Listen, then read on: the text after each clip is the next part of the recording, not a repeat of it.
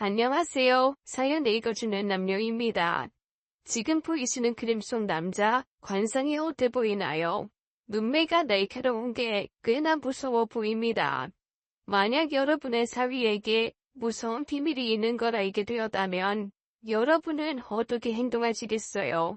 바로 오늘 이야기는 이 사위와 관련된 얘기입니다. 그럼 오늘의 이야기 들어보시죠. 안녕하세요. 저는 60대 여성으로 인천에 살고 있어요. 저희 부부 사이엔 외동딸이 한 명 있습니다. 여러분의 사람 볼 때 인상을 얼마나 보세요? 전 좀 많이 보는 편입니다. 취미로 관상을 공부했을 정도예요. 관심이 많아서 심심풀이로 하게 된 건데요. 공부하다 보니까 저만의 철학도 생기더라고요. 눈이 어떻고 코가 어떻고 그런 것도 중요하지만 결국은 사람 마음가짐이 제일 중요한 것 같아요. 좋은 생각하면서 살아야 한다는 것도 속생각이 얼굴에 드러나니까 하는 말인 듯 싶습니다. 옛날에 또 장맛을 찍어 먹어봐야 알고 사람은 겪어봐야 안다는 말이 있잖아요. 너무 생김새만 보기보다는 그 사람을 직접 겪어보는 것도 필요하고요. 나이가 들면 그동안 살아온 세월이 얼굴에 묻어나는 것 같아요. 개인적으로 온화한 표정이 좋아서 그렇게 보이려고 노력을 좀 하는 편입니다. 갑자기 그때가 생각나네요. 전 외동딸이 하나 있는데 사위를 처음 봤을 때가 떠오릅니다. 우리 딸은 30대 초반에 결혼을 했어요. 디자인 회사에 다녔는데 다른 회사랑 같이 일을 하다가 지금 사위를 만났다고 했죠. 딸이 한창 이쁠 때였는데 그때는 애가 매일 퇴근이 늦는 게 야근하느라 그런 줄 알았습니다. 그런데 사위랑 연애를 하느라 늦는 거였어요. 딸이 늦게 오는 날이면 남편이랑 제가 교대로 아파트 앞에 나가서 딸을 기다렸죠. 그러다 우연히 사위 얼굴을 보게 됐어요. 가로등 불빛에 본 사위 얼굴은 정말 환했죠. 이마도 반듯하고 코도 잘생긴 게 얼굴만큼 앞날도 훤해 보였습니다. 저랑 때의 남자친구는 싱글싱글 웃는데 딸은 데이트하는 걸 들켜서 창피한지 엄청 당황하더라고요. 정화야, 왜 이렇게 늦었어?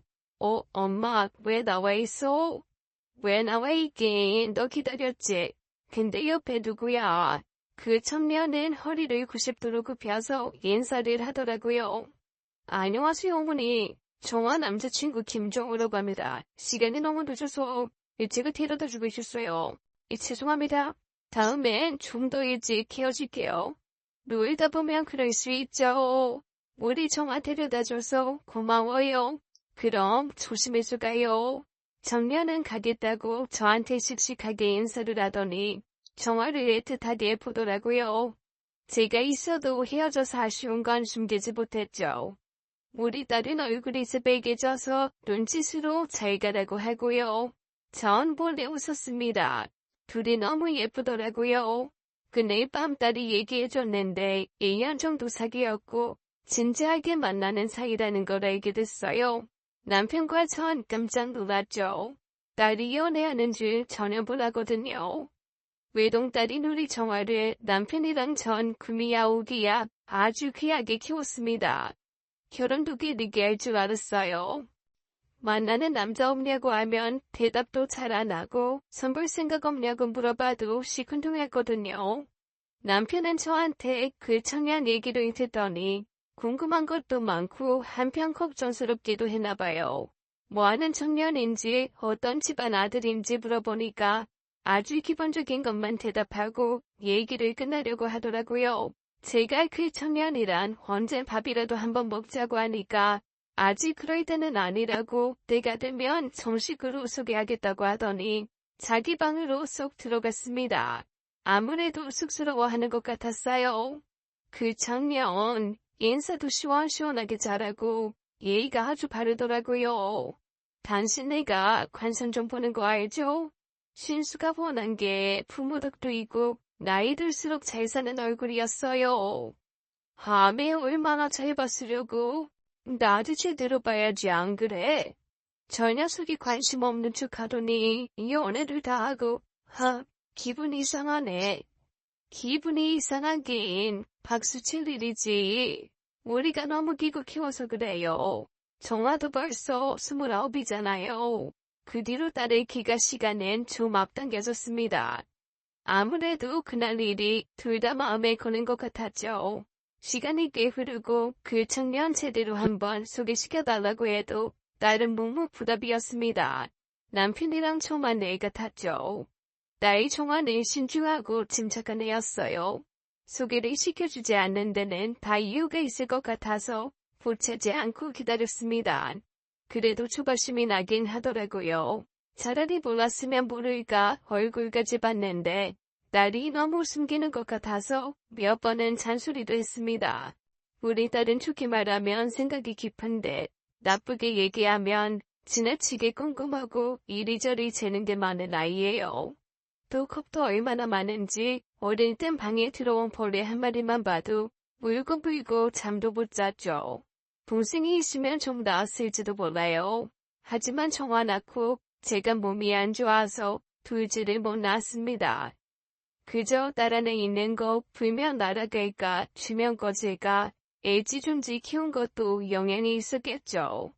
가끔은 너무 온실 속의 화초로 키우는 건 아닌가 걱정도 됐어요.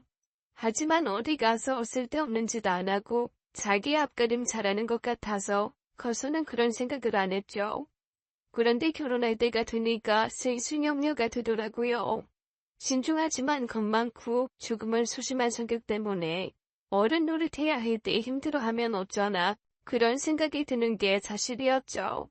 남편은 그런 저보고 걱정을 사서 한다고 뭐라고 했지만 어쩔 수가 없었어요. 그렇게 2년이란 시간이 흘렀고 그해 겨울에 드디어 정화가 말을 꺼냈죠. 엄마 아빠, 정우 씨가 우리 집 오고 싶대. 정식으로 인사드리고 결혼식 나가고 싶다고. 남편이랑 전 너무 좋은데 티도 못 내고 점잖게 대답했어요. 너무 좋아하는 티 내면 딸이 부담스러워할까봐 그랬죠. 이제야 말을 꺼내네. 엄마 아빠가 얼마나 기다려놓은 줄 알아? 어떻게 그때 이후로 말 한마디를 안 해. 저녁 식사에 초대하래도 안 하더니 둘이 결혼하기로 얘기 나눈 거야? 사실 보름 전에다 정우 씨 집에 다녀왔어. 그랬어? 어땠어? 청년 부모님이 너 마음에 들어 하셨어? 그런 것 같아. 대접 잘 받고 왔어, 엄마. 집안 분위기도 좋고 화목했어. 음식도 정말 많이 준비하셨더라고. 그런 일 있음 진작 엄마한테 말을 했어야지. 이제 말하잖아. 나도 이제 확신이 들어. 정우 씨랑 나 사귀면서 한 번도 안 싸웠어. 성격도 잘 맞고 취미도 비슷하고 이런 사람이면 결혼해도 될 것 같은데 엄마 아빠 보기엔 어떨지 모르겠네. 바로 그 주 주말 정우라는 청년이 우리 집에 왔어요. 양복을 잘 차려입고 한우랑 과일 바구니를 들고 왔더라고요. 2년 전에 가로등 불빛에서 봤던 거랑은 인상이 또 달랐습니다. 물론 좋은 쪽으로요. 자세히 보니까 눈빛이 밝고 코도 잘생겼더라고요. 입꼬리도 약간 올라간 게 여러모로 관상이 좋았습니다. 남편도 그 청년이 아주 마음에 들었는지 이것저것 질문을 많이 했죠. 저도 궁금한 게 많았는데 참았어요. 저까지 나서서 물어보면 주책 맞아 보일까봐 그랬죠. 청년은 밥도 잘 먹고 우리랑 기분 좋게 있다가 돌아갔어요. 제가 청승을 드린 음식도 맛있게 잘 먹더라고요. 사람이 뻣뻣하지도 않고 당당하면서도 부드러운 게 볼수록 호감이 갔습니다. 남편과 전 흐뭇하기만 했어요. 그 청년 우리 정화랑 너무 잘 어울렸죠. 그림 같다는 말 있잖아요. 둘이 나란히 앉아있는데 천상구부라는 생각이 들었죠. 그날 정화를 앉혀놓고 밤늦도록 이것저것 궁금한 걸 물어봤어요.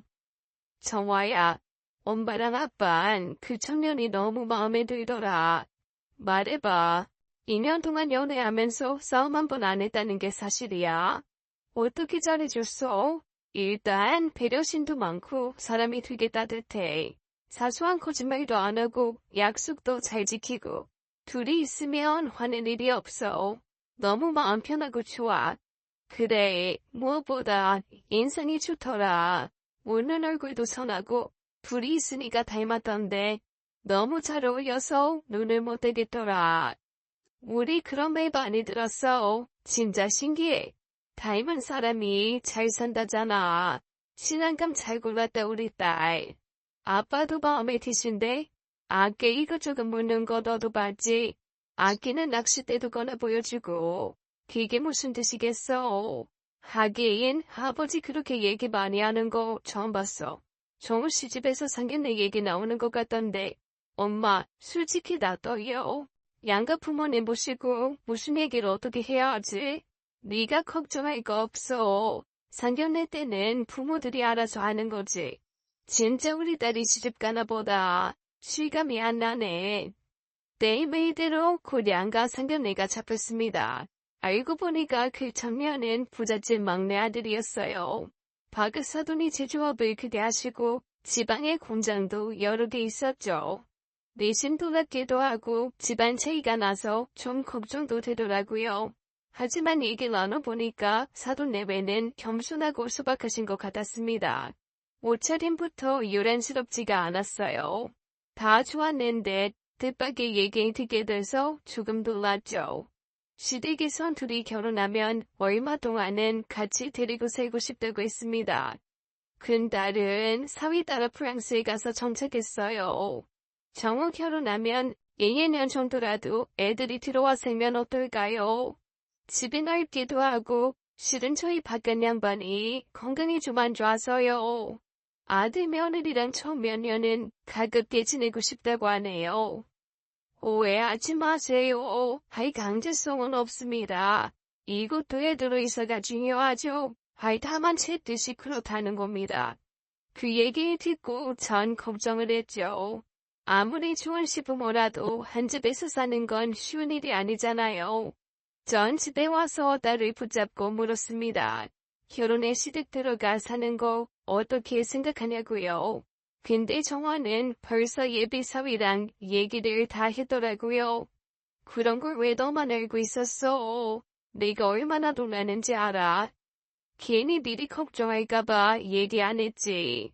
시부모님 되게 넓은 집에 사셔. 정원에 차고도 따로 있고 지하에 3층까지 오는 집이야. 정우 씨 방도 조금 과장해서 운동장만 하더라. TV에 나오는 주택 있잖아. 사실 그런 집이야.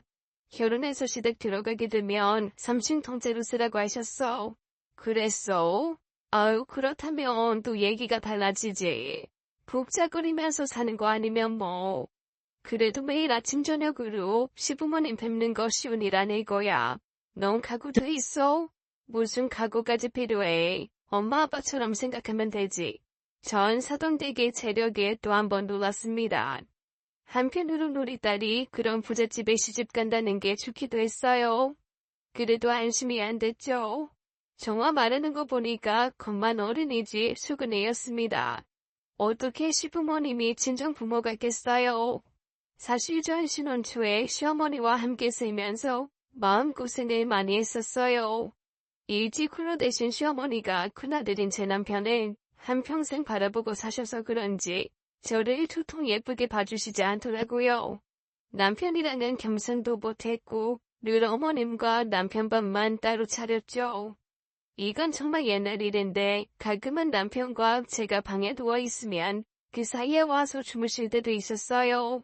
또 우리 딸을 임신했을 때 그렇게 방에 보고 싶었는데 남편이 쳐준다고 방을 사오는 족족 어머님이 숨겨두셔서 못 먹었던 기억도 있습니다. 그때 저도 엄마한테 전화해서 엉엉 울었던 기억이 생생해요. 정환하고 어머님은 얼마 안 돼서 돌아가셨어요. 이미 시간이 한참 지났는데 그런 기억은 왜 흐려지지도 않는지. 나의 정화가 시댁 들어가 산다니까 걱정부터 되는 게 저로선 당연했죠. 그렇지만 시대가 달라졌고 정화가 시부모님 너무 좋다고 하니까 조금은 안심이었습니다. 또 그렇게 넓은 집이라면 신혼생활 방해받지 않고 잘 살 수 있을 거란 생각이 들었죠. 시부모님이 엄마 아빠 한번 초대하신대. 나중에 우리 신혼살림 들어가면 그때 보러 오시라고 하셨어. 우리 어떻게 사나 궁금해하실 거라면서.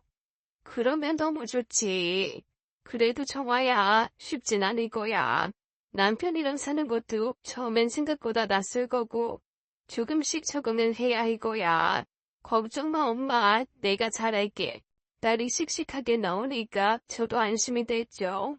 곧 청첩장도 나오고 해서 전 지인들에게 우리 딸이 결혼한다고 얘기를 했습니다.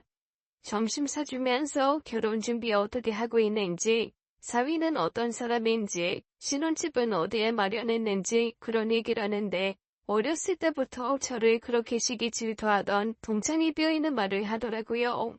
딱 봐도 네 딸이 아깝네. 신앙 인성이 좀 그렇다.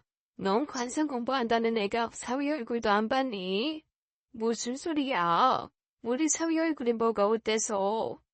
동창은 청첩장에 있는 딸과 사위 사진을 보면서 얘기를 했어요. 걔는 제가 관상 공부한다는 걸 알고 자기도 해보고 싶다고 하더니 어느 돌팔이한테 가서 공부를 했더라고요.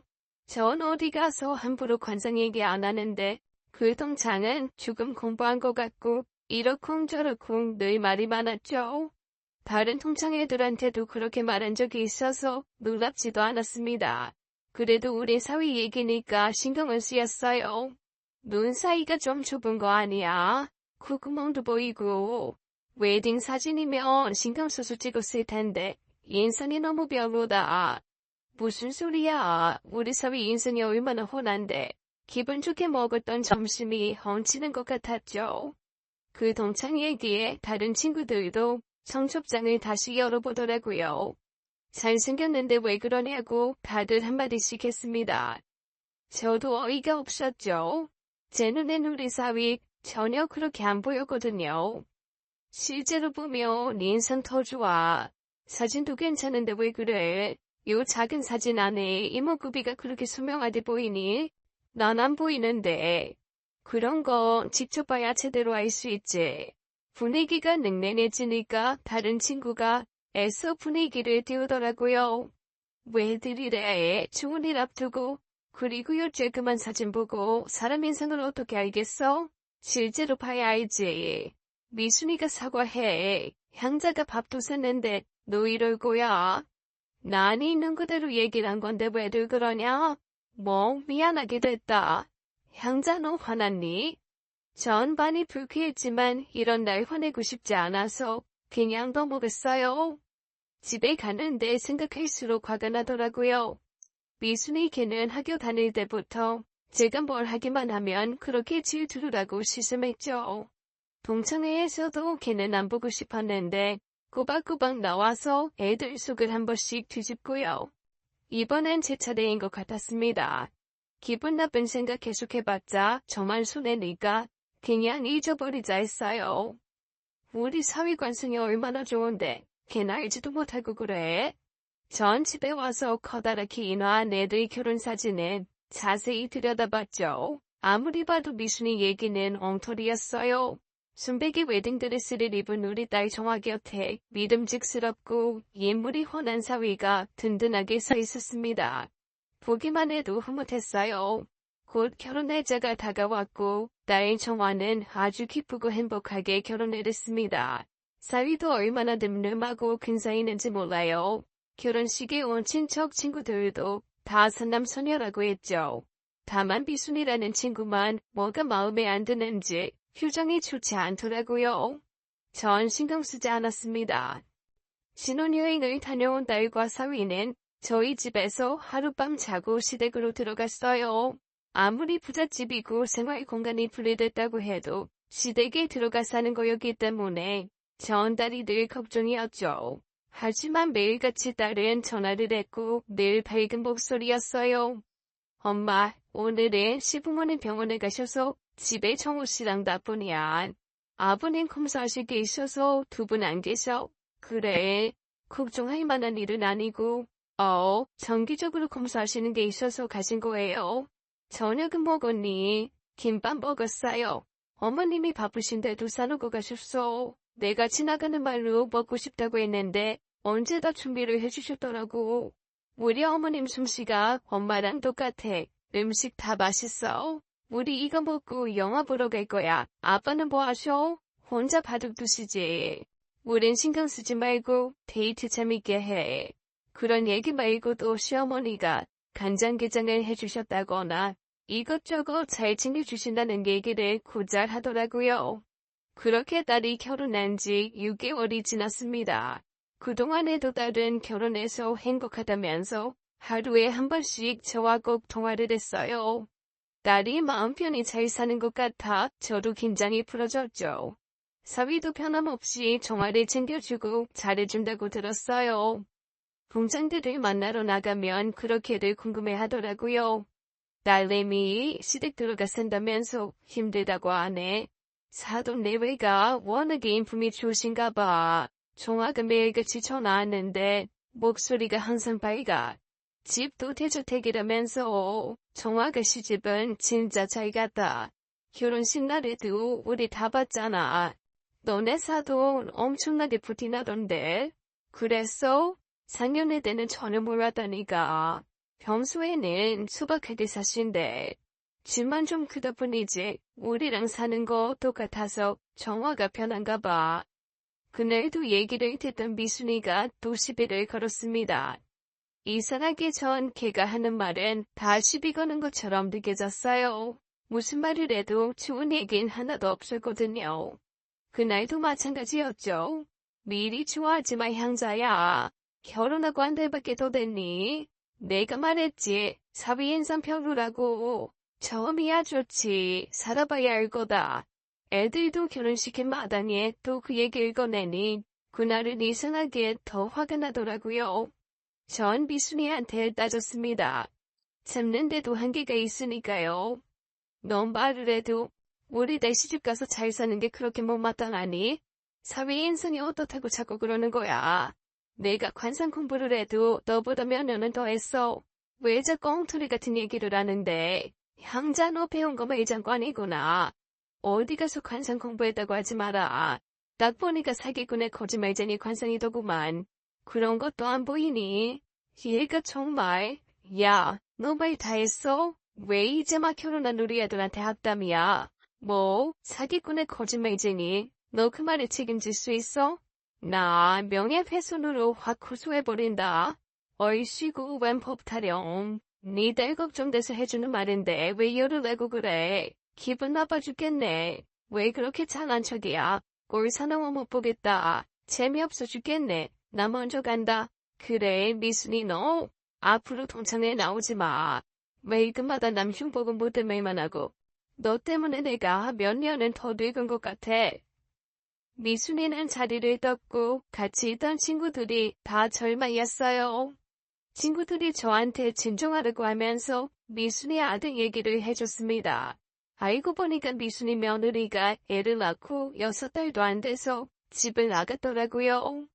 미순이가 아들이랑 같이 그 손주 키우느라 힘들다는 얘기였죠. 저만 모르고 있었던 얘기였습니다. 그런 일이 있었어? 왜 난 몰랐지? 걔가 너 없을 때만 자기 힘든 거 얘기하더라. 어렸을 때부터 미순이가 너 질투했잖아. 부러워하고. 자기 안 좋은 얘기 네 앞에서 하기 싫었나 보지. 네 딸 결혼 얘기하는데 자기 아들 이혼 얘기하고 싶겠니? 그러려니 하고 네가 이해해. 그런 일이 있었어? 너희가 귀띔이라도 해주지 그랬어. 그치만 이번엔 좀 미순이가 심했어. 사위 얼굴 갖고 자꾸 그래서 내가 몇 번이나 참았잖아. 게다가 사기꾼이라니. 나도 이번엔 못 참겠더라. 미순이가 말이 심하긴 했어. 보는 우리가 다 속상하다 얘. 미순이가 자꾸 그러니까 저도 모르게 관상책을 뒤적거리게 되더라고요. 하지만 아무리 봐도 우리 사위 관상은 좋았어요. 아주 완벽하지는 않아도 제복 있고 건강 좋고 나이 들수록 좋은 운이었죠. 앞으로 미순이 걔랑은 가급적 보지 말아야겠다는 생각을 했죠. 그런데 그 무렵부터 우리 딸 전화가 뜸해지기 시작했어요. 매일같이 전화해서 시시콜콜한 것까지 다 얘기하던 애가 연락을 두고는 이상한 생각이 들었죠. 하지만 신혼이니 그럴 수도 있겠다는 생각도 들었습니다. 그동안은 아무래도 적응하는 중이니까 엄마 생각도 났겠지만 이제는 익숙해져서 전화를 안 하는 것 같았어요. 잘 있는 애한테 굳이 제가 전화를 하기도 뭐했죠. 애들 방해하는 건 아닌가 싶어서 아무 때나 연락하기도 좀 그렇더라고요. 그런데 한 달이 넘도록 애가 먼저 연락하지를 않더라고요. 제가 먼저 전화해도 바쁘다면서 대충 끊고 뭘 물어봐도 시원하게 대답도 안 했죠. 전 딸이 걱정돼서 밤에는 심란한 꿈까지 꿨죠. 딸이 아프다고 우는 꿈을 꾸게 됐는데 그날은 유난히 더 불안한 생각이 들었습니다. 저는 너무 궁금해서 딸한테 연락을 해봤어요. 무슨 일이 있는 건지 속 시원히 물어봐야겠다 생각했습니다. 여보세요? 정환이, 엄마야. 엄마. 아니, 너 목소리가 왜 그래? 어디 아파? 심장이 덜컹 내려앉았습니다. 이미 한 달 전부터 헬기 넘치던 목소리는 사라졌는데요. 이번 통화 목소리엔 뭔가 심상치 않았어요. 어쩐지 겁이 지는 것 같기도 하고 주눅이 든 것도 같았죠.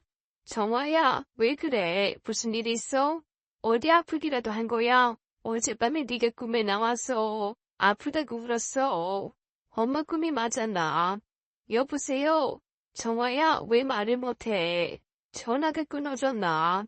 왜 안 들려? 정화야, 끊지 마, 엄마. 나 듣고 있어? 엄마, 나 배고파? 뭐? 배가 고프다고? 저녁 안 먹었어? 나 엄마가 담근 김치가 먹고 싶어. 무슨 김치? 안 그래도 엄마가 김치 담가놓고 너 갖다 주고 싶었는데. 당장 가져다 줄까? 응, 엄마. 빨리 와줘. 지금 빨리. 전화를 끊고 전 이상한 기분이 들었습니다. 딸이니까 목소리만 듣고도 어디가 아픈 건지 소리상에 그런 건지 알 수 있었어요. 그런데 이번 통화에서 느껴지는 건 심상치가 않았습니다. 아픈 건 아니라고 하는데 분명 무슨 일이 생긴 것 같았죠. 그날 남편은 일이 늦는다고 해서 전 얼른 김치를 싸서 택시 타고 달려갔습니다. 딸은 그 큰 집에 혼자 있었어요. 사위도 사돈 내외도 없었죠. 전 딸을 보자마자 소스라치게 놀랐습니다. 애가 뺨이 푹 꺼지고 눈밑이 까만 게 잠도 못 자고 며칠 동안 밥도 못 먹은 애 같았어요. 게다가 정화는 절 보자마자 오열을 하기 시작했습니다. 정화야, 무슨 일이야? 왜 그래? 엄마, 나 여기 있기 싫어. 나 데려가줘, 제발. 애가 그런 몰골로 절 보자마자 우니까 저도 이성을 잃었죠. 눈이 뒤집히더라고요. 도대체 이 집에서 딸한테 어떻게 했길래 애가 일어나 화가 났습니다. 누가 너 구박했어? 이 집 식구들이 널 괴롭혀? 아니면 사위가 너 못살게 했어? 엄마, 내 남편 이상해. 존성이 아닌 것 같아. 전 딸의 말을 듣고 무릎에 힘이 쭉 빠졌습니다. 드디어 올 것이 왔구나 그런 생각도 들면서 동창 비순이가 한 얘기가 떠올랐어요. 사기꾼의 거짓말쟁이라고 했던 비순이 말이 생각났죠. 엄마, 정우씨 정신병자 같아. 정신병자라니 무슨 소리야. 무서워 죽겠어. 얼른 도망가야 돼. 사이코패스 같다고. 엄마, 이것 좀 봐봐. 그러면서 딸은 제 손을 이끌고 김서방의 방을 보여줬습니다. 방에는 여자 모습의 플라스틱 모형들이 가득 있었어요. 보기만 해도 이상하게 기분이 나빴죠. 이게 다 뭐야? 밤새도록 방에서 이런 것만 만지고 있어. 사실 이상한 게 더 있어.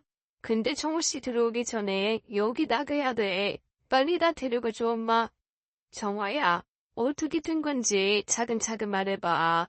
그래야 엄마가 제대로 도와줄 거 아니야. 정우씨한테 잡히면 안 돼. 얼른 가자 엄마, 빨리. 전 일의 심각성을 느끼고 일단 딸을 데리고 나갔죠. 서둘러 나간다고 했는데도 저도 무서웠는지 몸이 제대로 따라주지 않았어요.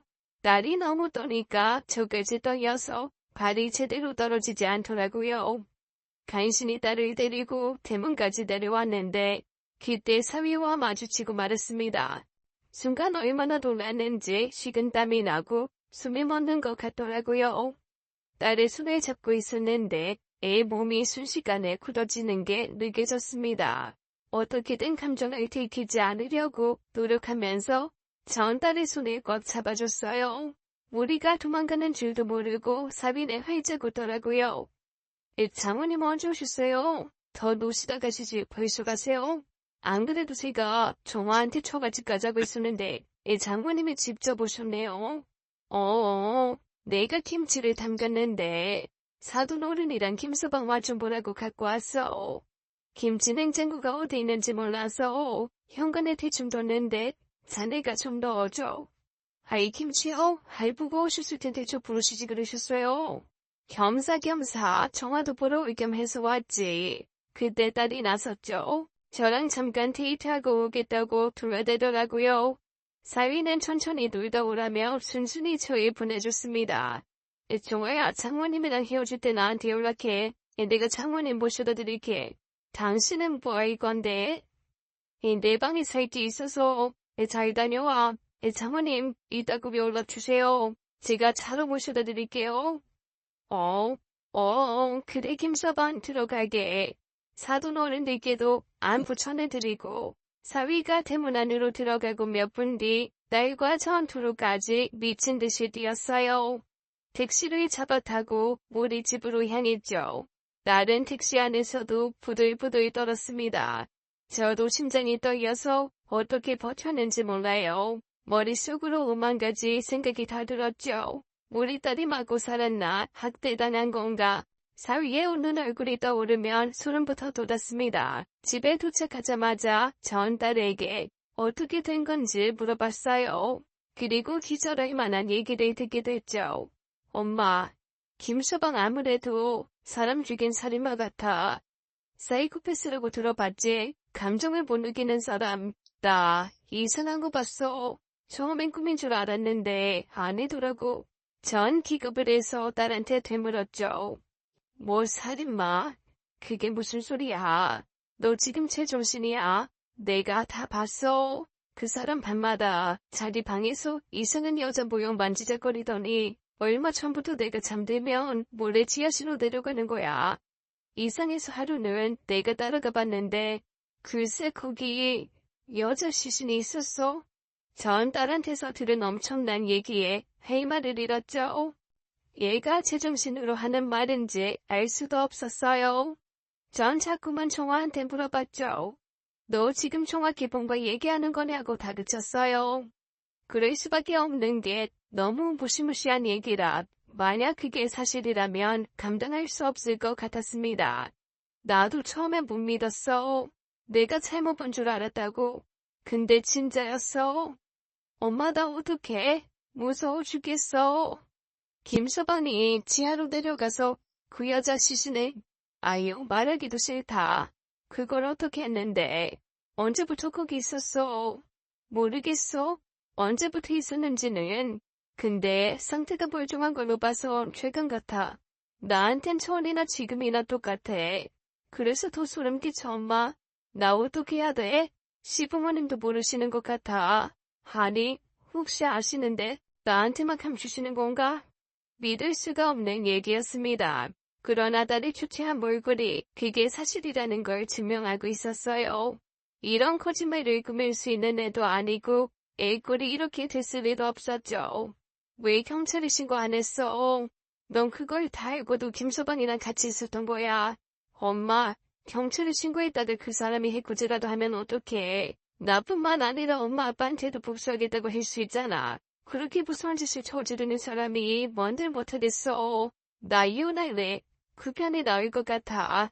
의심사지 않게 상극빙이 되면서 갈라서고 하루라도 빨리 그 집에서 나오고 싶어. 나 무서워 죽겠어 엄마. 제발 도와줘. 딸은 제 앞에서 펑펑 울었습니다. 그동안 저한테 말도 못하고 얼마나 마음고생했을지 눈에 환했죠. 김서방이 이상하다는 걸 알고도 아마 딸은 저한테 바로 얘기 못했던 것 같아요. 생각하고 또 생각했겠죠. 겁 많은 소심한 딸이 그동안 어떻게 참고 지낸 건지 기가 막혔습니다. 너무 속상하고 저도 덩달아 무서워졌어요. 그렇지만 저까지 두려워하면 딸이 버티지 못할 것 같아 정신을 바짝 차렸죠. 전 딸이 설득했어요. 정화야, 더 큰 일 벌어지기 전에 경찰에 신고하자. 엄마 고향 동생 덕수 아저씨 알지? 파출소장이잖아. 일단 신고하고 그 동생 도움 받자. 아는 사람이니까 우리가 터무니없는 소리 한다고는 안 하겠지. 정말 경찰에 신고해도 될까? 그럼 아니면 어떻게 하게? 입국 닫고 있다가 갑자기 이혼해달라고 하게? 그것도 네 남편이 이상하게 생각할 거야. 딸은 여전히 불안해했지만 경찰에 신고하는 게 우선인 것 같았어요. 저는 딸을 안심시킨 다음에 고향 동생한테 전화를 했죠. 딸한테 들은 기가 막힌 얘기를 어렵게 꺼냈더니 그 동생도 깜짝 놀라더라고요. 정화 결혼식에 와서 딸과 사위를 축하해주고 갔거든요. 전 상황을 얘기하면서 사돈댁 지하실을 꼭 좀 조사해달라고 부탁했습니다. 집이 엄청 넓어. 지하실이 있는데 가장 안쪽 방에서 정화가 그걸 봤다고 그러네. 다른데 몰라도 꼭 지하실 좀 살펴봐줘. 알았지? 얼마 안 가 딸의 시댁에 경찰이 출동했다는 연락이 왔어요. 저와 딸은 손을 꼭 잡고 일이 돌아가는 상황도 모른 채 기다리고만 있었죠. 한편으론 사위가 그 전에 눈치를 채고 우리 집에 찾아오지는 않을까 벌벌 떨었어요. 하필 그때 남편은 친구 아버지 상갓집에 가 있었고 전화가 꺼져 있어 연락을 못하고 있었습니다. 시간이 얼마나 흘렀는지 알 수도 없었어요. 그리고 제 핸드폰으로 파출소장인 고향 동생한테 전화가 걸려왔어요. 아이 누님 이러시면 안 되죠. 아이 저희도 바쁜데 별것도 아닌 일로 이 나이를 피우게 하면 돼요. 아이 좀 알아보고 신고하지 그러셨어요. 별것도 아니라니. 거기 지하실에서 끔찍한 거 못 봤어? 살인사건이며 심각한 거지. 왜 말을 그렇게 해? 조사 제대로 한 거 맞아. 지하실 싹 다 조사해봤냐고. 저 지금 바쁘니까 사위한테 가서 직접 들어보세요. 괜히 누님 때문에 시간 낭비하고 인력 낭비했잖아요. 전 쉽게 물러서지 않았습니다. 혹시 아무것도 못 본 거야? 사위가 눈치채서 증거 다 없앴을 수도 있어. 다시 한번 조사해줘 동생. 일단 그 집에 가보시라고요. 사위가 다 설명해줄 거예요. 내가 그런 살인마 집에 어떻게 가. 우리 딸도 벌벌 떨고 난리 났어 지금. 아이고 상상하시는 그런 거 전혀 아니니까. 안심하고 한번 가보세요. 뭐라고? 나 참 이상하네. 전 일단 전화를 끊었습니다. 고향 동생은 굉장히 치밀한 성격이었어요. 조금이라도 의심되는 게 있으면 그냥 지나칠 사람이 아니었습니다. 제가 분명 지하실에 잘 살피라고 했으니까 샅샅이 뒤지긴 했을 것 같았습니다. 딸은 경찰이 철수했다는 얘기를 듣고 더 기겁을 하고 난리를 쳤어요. 아니야 엄마. 이미 다 눈치채고 증거를 없애나 봐. 이제 우리 큰일 났어. 그 사람이 우리한테 와서 해코지하면 어떡해? 밖에 발자국 소리 같은 거 안 들려? 당장 아빠 불러 엄마. 나 지방이라도 가야겠어. 어디 산속이라도 가서 숨을 내. 정화야 진정해봐. 그 아저씨 절대 이렇게 충할 사람 아니야. 이유가 있으니까 가보라고 한 것 같아. 엄마 믿고 한번 같이 가보자. 응? 나 무서워 엄마. 절대로 다시는 그 집에 가고 싶지 않아. 아버지한테도 그쪽으로 오라고 하고 우리가 먼저 가보자. 어떻게 된 건지 눈으로 확인해보자고. 전 반신반의하면서 딸을 데리고 사돈댁에 다시 갔어요. 가면서도 이게 잘하는 짓인가 고민이 많았죠. 사이코패스는 겉보기에 멀쩡하다고 들었어요. 정상인 척 연기를 해서 제 고향 동생을 구워 삶은 게 아닐까 그런 생각도 들었죠. 택시 안에서 전달을 설득했습니다. 정화야, 뭔 게 이상해. 위험한 상황이면 그 동생이 집에 가보라는 말은 절대 안 했을 거야. 어떻게 된 건지 우리가 알아보자. 비하기만 해선 답도 없어. 알았어. 나 엄마 믿고 가는 거야. 절대 내 손 놓으면 안 돼. 저와 딸이 도착하자 사위는 걸걸 웃으면서 나오더라고요. 전 더 소름이 끼쳤습니다. 왜 웃나 김서방? 이 상황이 지금 웃긴가? 웃기긴요. 죄송합니다 사모님. 근데 저도 이런 일이 벌어질 줄 몰랐어요. 이 집에 경찰이 출동하는 날이 다 있네요. 저 한번 따라와 보시겠어요? 보여드릴 게 있어요. 저는 따라가려는데 딸이 젊어야죠. 따라가면 안 된다고 계속말을 하더라고요. 위험할 수도 있다고요. 저희가 멈칫하니까 사위가 돌아서서 이렇게 말했어요. 생각하시는 그런 거 아니에요. 지하실에 가보시면 알아요. 정화야, 장모님이랑 같이 지하실로 데려가자. 그때까지도 저와 딸은 손을 꼭 잡고 벌벌 떨고 있었죠. 손바닥에 땀이 흥건해질 정도로 너무 긴장이 되더라고요. 꼭 두간에 된 쥐 같다는 생각이 들었어요. 이렇게 된 거 물러설 수도 없고 일단 가보자 싶어서 저는 딸을 데리고 지하실로 내려갔습니다.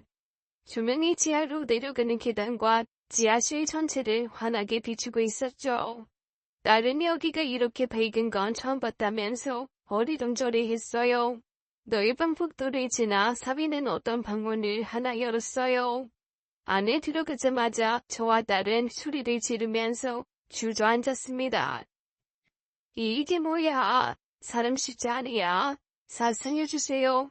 딸도 기겁을 하고 저한테 매달렸습니다. 그때였어요. 사위가 저를 보고 이렇게 얘기했죠.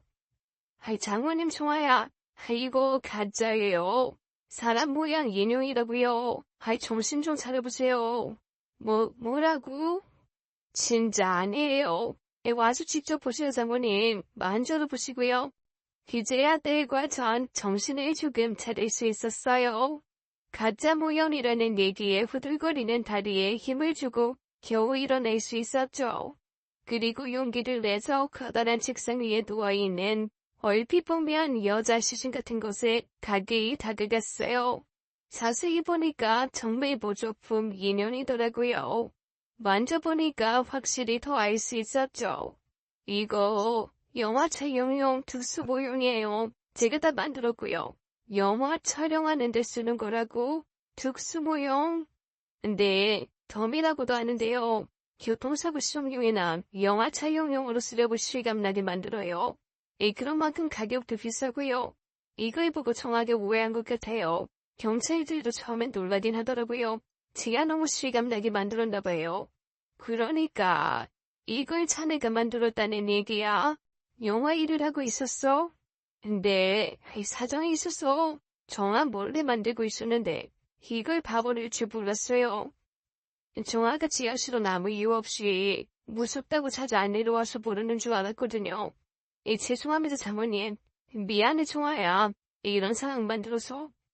뭐야, 당신. 왜 그걸 이제 얘기해? 미안해. 지금 다 말해줄게. 진작 나한테 물어보지. 왜 그런 끔찍한 오해를 했어? 그럼 내가 오해를 안 하게 생겼어? 난 몰라. 나 너무 무서웠단 말이야. 이게 뭐야? 딸은 주저앉아 울었고 사위는 딸을 달래줬습니다. 우린 함께 1층으로 올라갔어요. 냉수를 들이키고 나서야 정신이 좀 들더라고요. 사위가 왜 이런 일이 생긴 건지 처음부터 말해줬죠. 사위는 결혼하고 얼마 되지 않아서 회사의 구조조정으로 총리해고가 된 상황이었대요. 하필 결혼한 직후라서 차마 우리 정화한테는 말 못하고 뭘 하면서 살아야 할까 고민이 많이 됐다고 했죠. 제가 어릴 때부터 손재주가 좋았거든요. 제 방에 플라스틱 사람 모형 잔뜩 있는 거 보셨죠? 그걸 피규어라고 하는데 피규어나 블록, 조립의자 같은 가구들도 다 직접 만들었고 그게 할수록 재밌더라고요. 그래서 이참에 뭘 만드는 걸 해보자 싶었고 관련된 일을 알아보다가 영화 촬영 소품 만드는 일을 찾게 됐어요. 일이 들쑥날쑥한 프리랜서였지만 이쪽 일 경험도 쌓이면서 해보기로 한 거였답니다. 그중 하나가 실리콘으로 여자 시신을 만들어보는 거였고요. 영화가 워낙 다양한 주제를 다루다 보니까 그런 것도 만들게 된 거였죠. 저도 사위한테 듣지 않았으면 그런 직업이 있는 줄도 몰랐을 거예요. 정아는 그걸 보고 사위가 나쁜 범죄를 저지른 걸로 오해했고요. 저와 딸은 비로소 마음을 놓을 수 있었습니다. 난 또 뭐라고. 정아야 들었지. 우리가 참 끔찍한 상상도 했다. 김서방, 우리 모녀는 큰일이 난 줄 알고 겁을 잔뜩 먹었었네. 미안하기도 했어. 경찰까지 출동하게 만들고. 죄송해요. 사실 제가 회사에서 해고되는 바람에 이렇게 됐어요. 저한테 많이 실망하셨죠? 다른 사위 앞에서 펑펑 울었습니다. 그런 줄도 모르고 오해했다고요. 여보 미안해. 나 아무것도 모르고 당신을 사이코패스 살인마로 오해했어. 그러니까 진정 바라지 그랬어. 내가 얼마나 괴로워하는 줄 알아. 하루하루 피가 말랐다고. 당신이 옆에 오면 숨도 못 쉴 정도로 무서웠어. 이제 나한테 하나도 숨기면 안 돼. 우리 부부잖아. 그러게 날 왜 속여서 일을 이 지경까지 만들어? 미안해 정아야. 사실대로 말 못해서. 내가 다 잘못했어. 앞으로는 사소한 것까지 다 말할게. 내가 언제 거짓말하는 거 봤어? 이번에 시고당한 건 내가 너무 면목이 없어서 말할 기회를 놓쳤어. 지금 하는 일 자리 잡으면 말하려고 했는데 내가 생각이 짧았다. 미안해. 울지마 정아야. 사위는 우는 나를 정성으로 달래줬죠. 사실 울고 싶은 건 저였습니다. 어처구니 없는 오해로 고향 동생까지 동원해서 경찰까지 출동시키고 망신살이 제대로 뻗쳐서 쥐구멍이라도 있으면 숨고 싶었죠. 사돈 내외가 하시면 구대도 못할 일이었어요. 다행히 사위는 그 일을 비밀로 해주기로 했죠. 곧 남편이 왔고 자초지종을 설명했더니 저와 청아를 혼내더라고요. 정아 너 남편을 그렇게 못 밀어. 이 겁먹고 온갖 상상할 시간을 직접 물어봤어야지. 아이 그리고 당신은 사위 관상을 그렇게 줬다더니 딸이 안 온동안 에게 경찰까지 출동을 시켜. 엠보녀가 아주 잘한다. 당신도 한번 가서 봐요. 정화가 안 그렇게 생겼나. 얼핏 보면 진짜 같다니까요. 사위 실력이 보통이 아니에요. 그래. 그럼 한번 가서 봅시다. 김서방 합장소 부대. 사위는 우리를 데리고 다시 지하로 내려갔죠. 남편은 사위가 문을 열자마자 우리보다 더 큰 소리를 지르면서 뒤로 넘어졌어요. 딸이 간신히 웃음을 참는 게 보였죠. 내 말이 맞죠? 나도 얼마나 놀랐는지 몰라요. 진짜 여자 시체 같잖아요. 아이 이렇게 실감나게 만든다고? 아이고 깜짝 놀랐네. 아이 한번 가까이서 보자. 아이고 끔찍해. 큰소리치던 남편은 뒷걸음질을 잡고 전 다시 그 톰이라는 사람 모형을 살펴봤어요. 정말 끔찍하다는 소리가 나올 정도로 그 사람 모형은 진짜 시체 같아 보였죠. 알고 보니 사위의 손재주, 아니 신력이 아주 출중한 거였습니다. 그렇게 소동은 마무리가 됐어요. 우린 아무 일도 없었다는 데 사돈댁을 나와 집으로 돌아갔죠. 다른 모든 오해가 다 풀리고 나서야 베이시시 오더라고요. 그동안 스트레스 때문에 못 먹고 못 잤는지 이제야 정말 배가 고프다고 하면서 제가 담가준 김치에 밥을 사발로 먹는 걸 보고 나왔죠.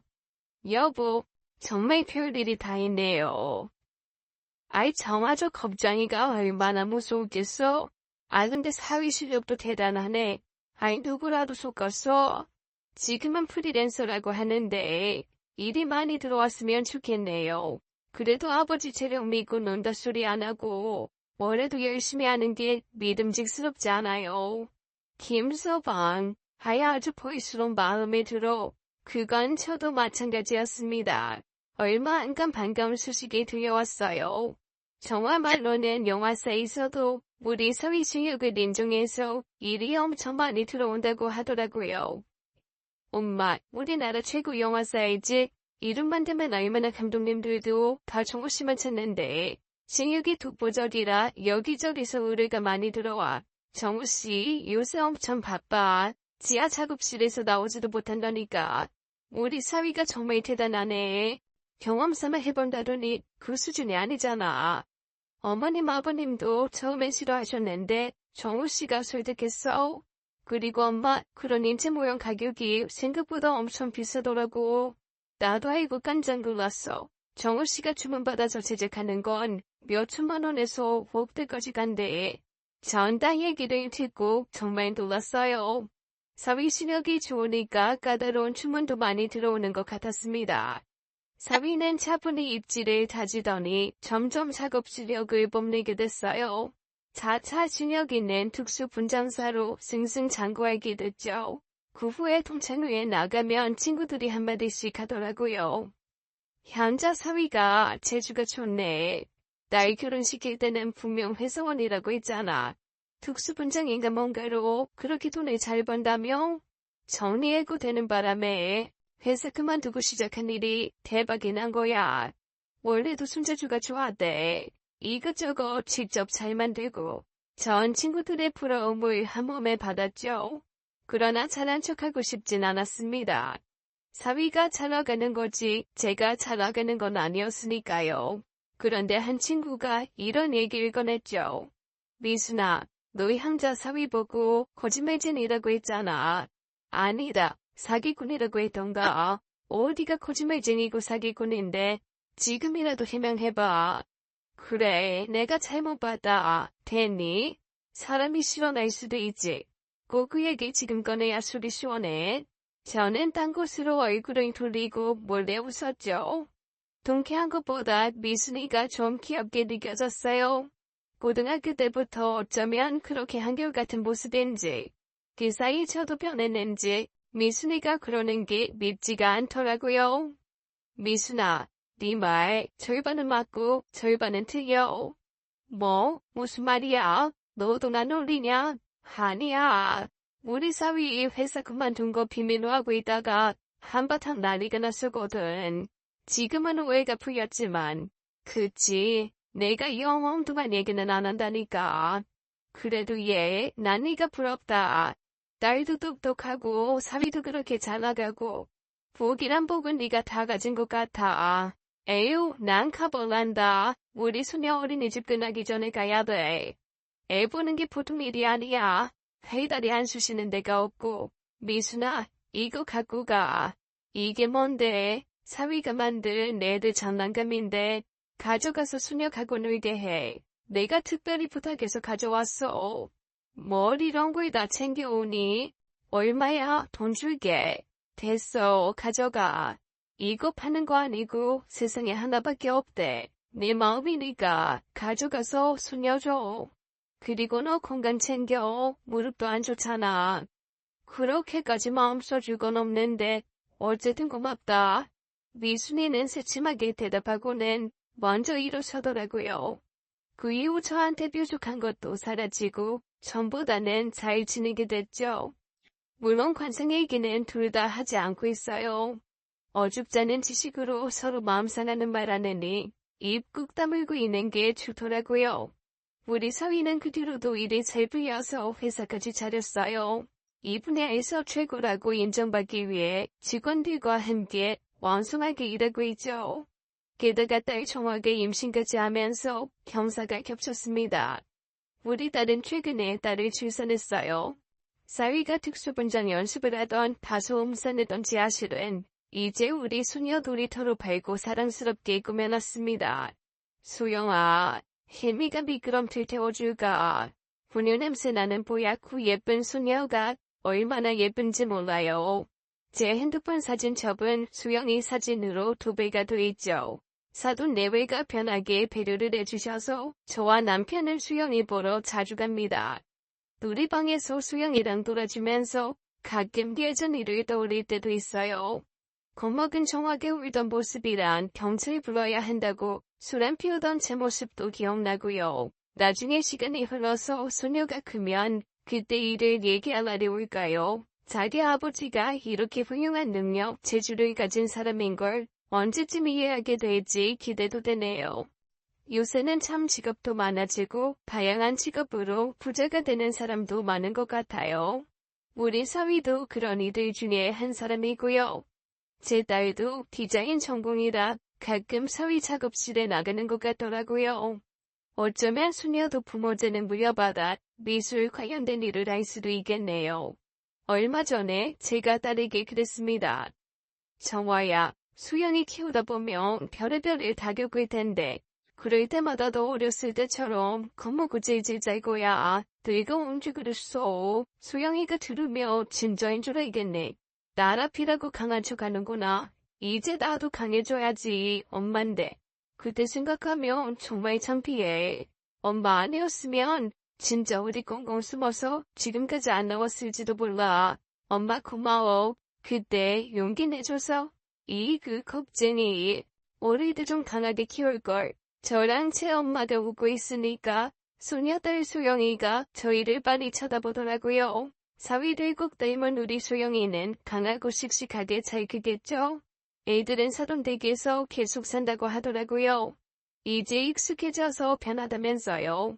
그래도 청아가 딱 한 번 속마음에 내비친 적이 있었습니다. 엄마, 나 결혼할 때 엄마가 자꾸 괜찮냐고 물어봤잖아. 시댁 들어와 사는 거 쉽진 않을 거라고. 그때 솔직히 엄마가 이해 안 됐거든. 시부모님 좋으신 분들인데 지나치게 걱정하는 것 같았고. 근데 살아보니까 알겠어. 잘해주시고 불만 없지만 신혼 때 그래도 힘들 때 있었거든. 엄마가 알면 속상할까봐 일부러 매일 전화하고 명랑하게 얘기하고 그랬던 거야. 내가 너무 철이 없었지. 엄마 걱정하는 거 이해도 못하고.